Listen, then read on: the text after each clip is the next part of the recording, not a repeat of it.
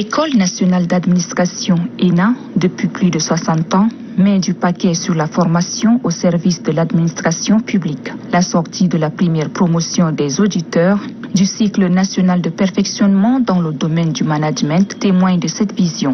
Et les familles des lauréats soutenant leurs proches dans ce sens et les cadres du pays mettant en œuvre la politique du gouvernement pour une formation de qualité au profit de la jeunesse ont été présents par cet accompagnement le long du cycle national. Le corps enseignant a su relever le pari à travers cette première promotion. 7 ans pas de plus pour une administration publique de qualité, le reconnaissent les lauréats.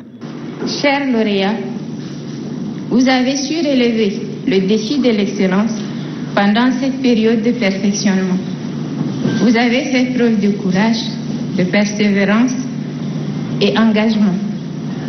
Vous avez acquis des compétences pointues et des connaissances approfondies qui vous permettront de contribuer efficacement à l'amélioration et à la performance de notre administration publique.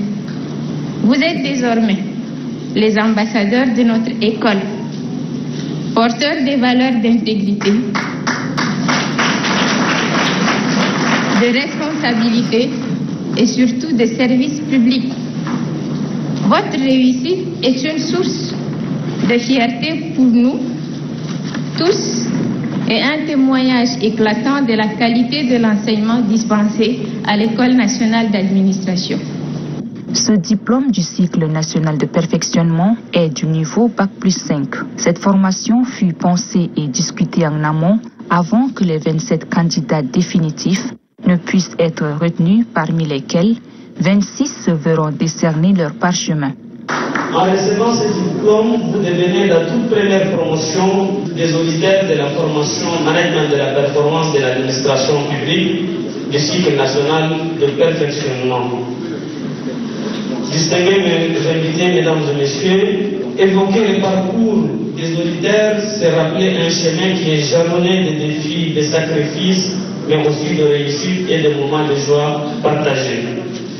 Cette formation a été pensée, travaillée, affinée et discutée durant une année au cours des réunions, des ateliers et des commissions. Après l'ouverture de candidature, une centaine de dossiers ont été déposés et à l'issue d'une sélection rigoureuse, seulement 27 auditeurs ont été choisis pour intégrer cette formation. C'est vous dire que vous avez aujourd'hui devant vous les meilleurs des meilleurs, les crèmes des crèmes comme on le dit. Ces auditeurs qui luisent dans les touches et qui sont devant vous aujourd'hui proviennent d'horizons différents avec des profils variés. 80% sont issus de l'administration publique, donc des cadres. 15% sont issus du secteur privé et 5% sont issus de la société civile. Cette diversité de profils a enrichi notre formation de manière très significative. Un mémoire rédigé avec munitie est présenté à la fin devant un jury. De cette première promotion, dont le pari est tenu avec succès, la deuxième profile à l'horizon. Bien qu'ici de nos horizons différents, ils sont tous unis par une volonté commune, donc celle de se former, d'apprendre, de se surpasser, de se perfectionner. À la fin d'une scolarité longue et pénible, les auditeurs ont également rédigé un mémoire soutenu devant un jury et lequel a marqué la fin de leur formation. Ces moments de grande tension et d'exigence ont pu révéler des talents insoupçonnés et une capacité d'analyse remarquable chez certains d'entre eux. Ils ont su défendre leurs travaux devant des jurys exigeants malgré quelques difficultés dans l'exercice délicat de la rédaction auxquelles tous ne sont pas forcément habitués. À l'issue des délibérations, tous les 27 auditeurs ont été déclarés admis, dont 4 avec mention bien, 28 mentions assez bien, une mention passable et un seul auditeur n'a malheureusement pas pu soutenir son mémoire dont il est ajourné. Ces auditeurs qui, connaissant déjà les rouages de l'administration publique, ont matérialisé leur engagement par leur assiduité à la dite formation. Ces 2 dernières années ont été marquées par une immersion dans le cœur même de l'administration publique. Nous avons étudié les enjeux de la performance, compris les mécanismes de mise en œuvre des réformes et acquis des compétences essentielles pour devenir des agents du changement. Saisir l'importance d'une administration performante a été au centre de notre apprentissage. Nous avons appris à mesurer l'impact de nos actions, à innover pour améliorer les services publics et à servir les citoyens avec dignité et intégrité.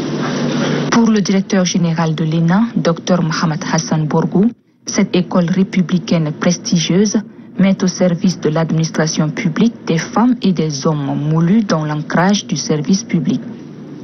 L'ENA est une pépinière de la formation, de hauts cadres de l'administration publique, un haut lieu de connaissances, un centre d'excellence dont le rayonnement et la réputation vont au-delà du Tchad à travers diverses activités qu'elle mène aujourd'hui. Cette promotion, de par son importance, constitue la preuve que le gouvernement tchadien n'a point renoncé à son ambition de doter l'administration des cadres compétents, en dépit des difficultés que l'ensemble des pays du Sahel traversent. Cette cérémonie de remise des diplômes consacre l'entrée définitive de ces élèves auditeurs au service de l'État et dans les organismes régionaux, nationaux, régionaux et voire internationaux. Elle répond en outre aux exigences d'une tradition solidement établie depuis la création de la prestigieuse école qu'est l'ENA. Elle est enfin l'occasion la mieux choisie pour jeter un regard rétrospectif et prospectif sur l'évolution d'une administration publique tchadienne indispensable à l'existence même de notre pays. Dr Mohamed Hassan Bourgou exhorte également les candidats à se débarrasser des attitudes dogmatiques afin de rendre plus performante l'administration tchadienne.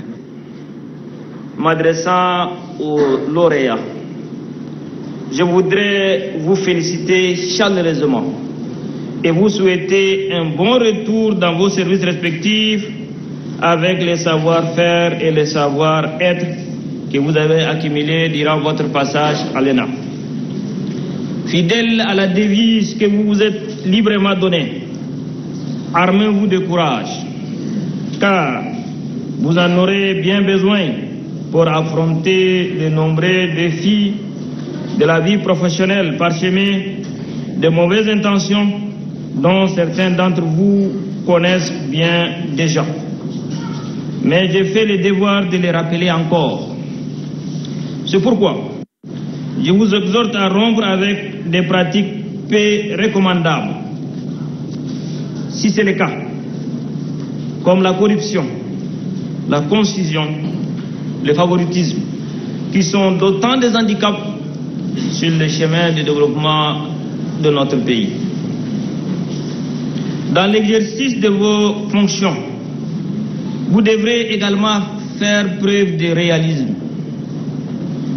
c'est-à-dire avoir la capacité de vous débarrasser de toute attitude dogmatique et inutilement exigeante.